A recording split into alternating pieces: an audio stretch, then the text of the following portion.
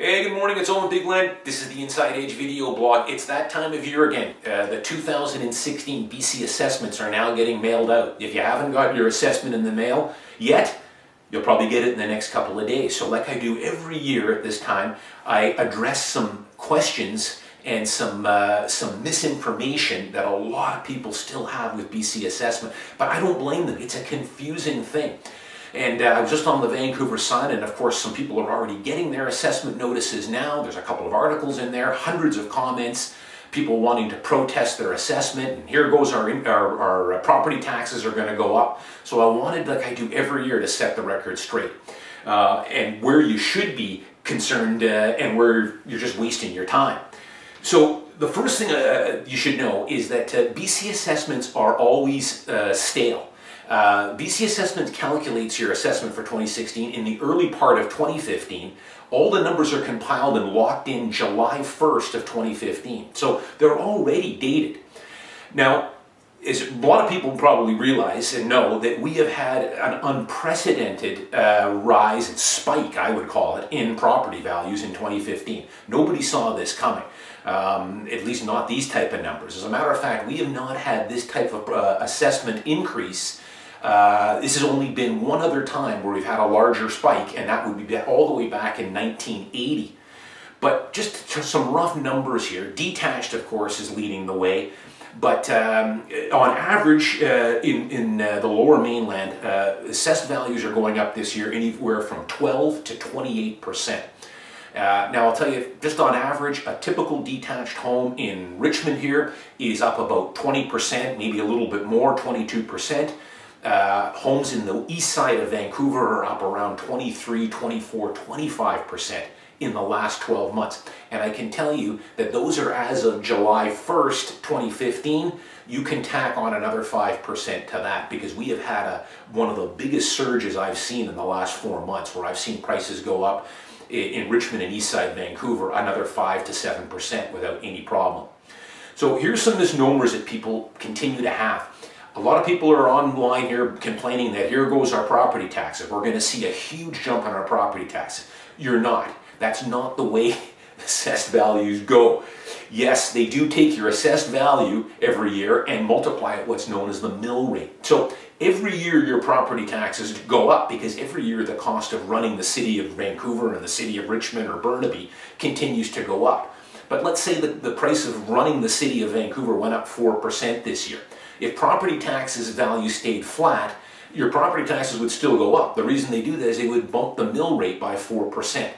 Now, if your assessed value has gone up by 25% this year, you're not going to see a 25% increase in your property values. As a matter of fact, I can guarantee you this year, all the Lower Mainland municipalities will be lowering their mill rate to compensate for this spike. So that's the first thing. The second thing I see people, they're online here saying that, remember, you can go to City of Richmond or City of Vancouver, and you can do a reevaluation of your assessed values to bring them down. And yes, you can. There's a form on the back that you can apply, and they'll reassess your home value, your assessed value. You're wasting your time on this. People need to realize that the 2016 assessed value is incredibly conservative and low. First off, it's already stale. It's as of summer of 2015. The prices are already up another 5 to 8% from that.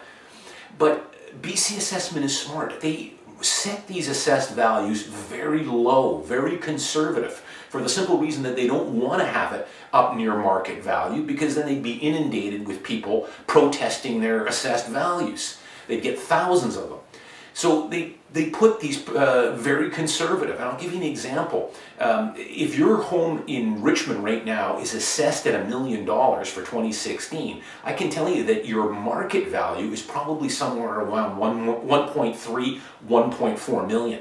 And I'm not even taking into consideration anything you've done to the interior of the home. Renovations, upgrades. BC Assessment doesn't look at any of that.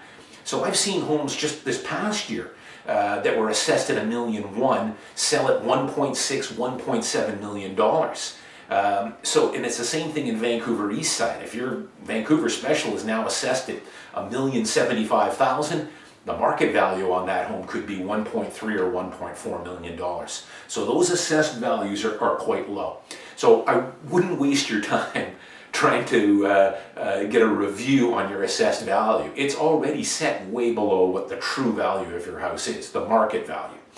The final thing though, where people should be pointing some of their anger and some of their inquiries here, has to do with the homeowners grant.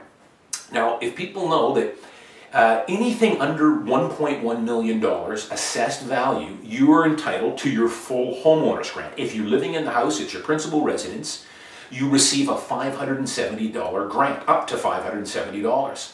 Anything from 1.1 million to 1,250,000, you're going to get a partial grant, homeowners grant. It works out to $5 for every $1,000 of additional assessed value.